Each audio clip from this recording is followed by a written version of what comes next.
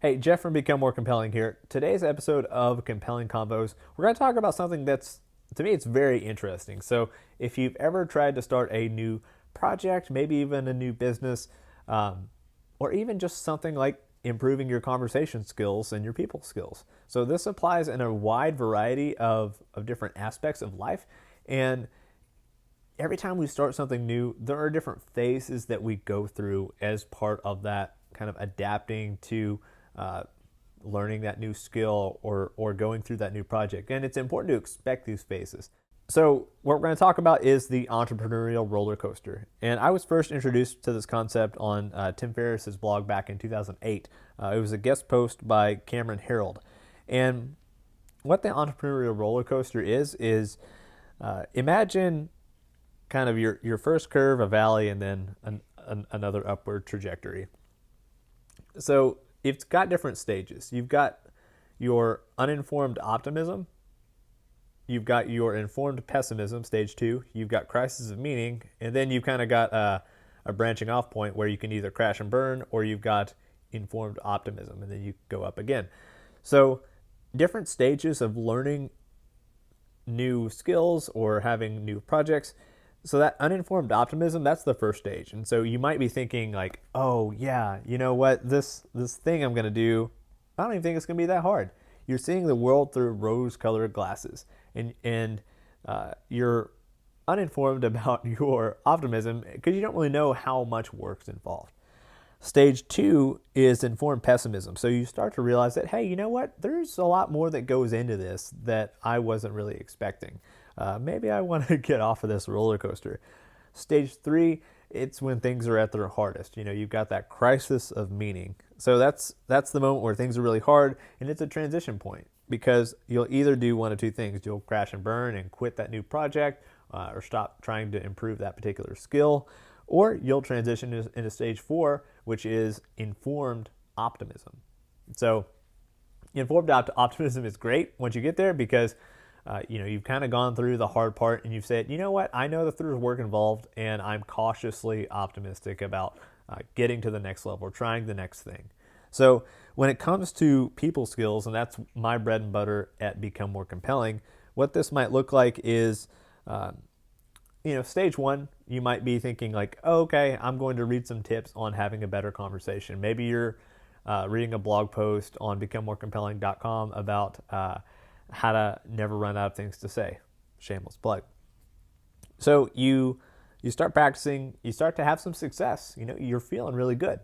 Stage 2, you keep learning, and you realize that, hey, there's actually a lot to this that I wasn't really anticipating. Maybe you see, okay, yeah, I can start better conversations, but I really want to learn how to build rapport and tell better stories and be witty.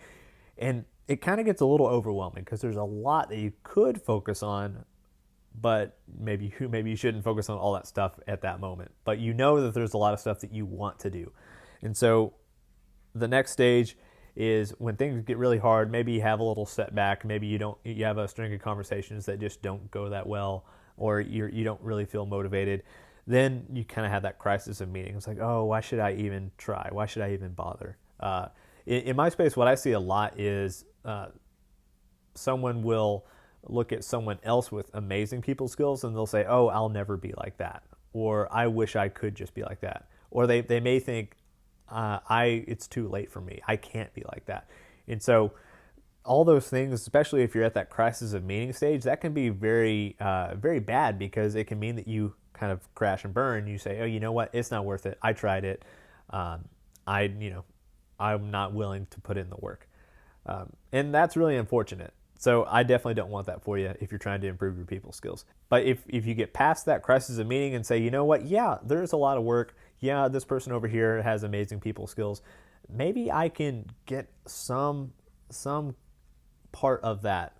Maybe I can get 1% of that, or I can make things easy on myself. In a previous episode, we talked about episode 7, systems over goals.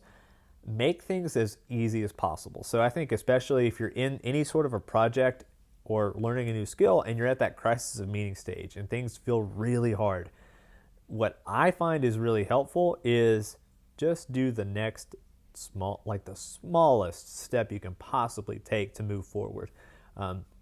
Eating the elephant one bite at a time, as it were.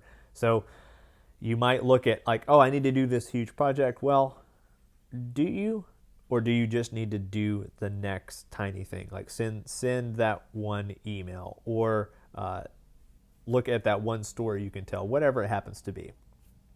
Small wins and baby steps are very, very important and very useful. So stage 4, after that, you have informed optimism. So, okay, you've been through the hard stuff and you think, okay, you know what? I know there's work involved and I know I can get better because I have gotten better in the past. What I tell my private coaching clients all the time is, look, I want you to capture your social wins, because the best way when we have those moments where we're not feeling 100%, we've kind of got that little dip on that roller coaster. If you can be at that dip and look at stuff that you've done in the past that you've gotten results, that's huge, because you're almost hardwiring yourself to say, you know what? I have past evidence that I have been successful. And because I have that past evidence, it's reasonable to think I'll be successful again in the future. So that's really important. Key in on past times when you were successful if you're at that little bit of a low point. And then you're sailing on to informed optimism, which that's a great place to be because you're very grounded and you're at a really good place to make some good decisions. So your action step. Next time you're trying to improve, like maybe you've got a skill that you're trying to improve, maybe you've started a new project, whatever it happens to be, ask yourself, like, okay, what stage of the roller coaster am I at? Knowing those different stages are really going to help you, because once you anticipate them, they kind of lose all their surprise power over you. You say, okay, I know things feel really good right now. I'm going to learn more. It's going to get tough, but I'm going to power through it because I can power through it. It's funny. My wife and I, whenever we start a new project, like we'll ask each other, like, where on the roller coaster are you? And so that's really helpful. And I definitely encourage you to do the same if you have someone in your life where you can have that conversation with. So that's it for this episode of Compelling Convos. A couple of things you can do to get me a question or a topic that you want me to cover in the future. You can drop a comment below. You can at me on Twitter or Instagram at @thejeffcallahan with 2 L's, or you can send me an email at jeff@becomemorecompelling.com. And that's it for today. We'll talk later. Hey, a couple of quick things before you leave. One, I've got a subscribe button over here. If you like this video and you don't want to miss out on a future video, hit that subscribe button. 2, if you like this video, hit the like button. That helps other awesome people like you find it. And 3, leave a comment if you have any feedback for me, or if you have a topic or suggestion that you want me to cover in a future video. Thanks.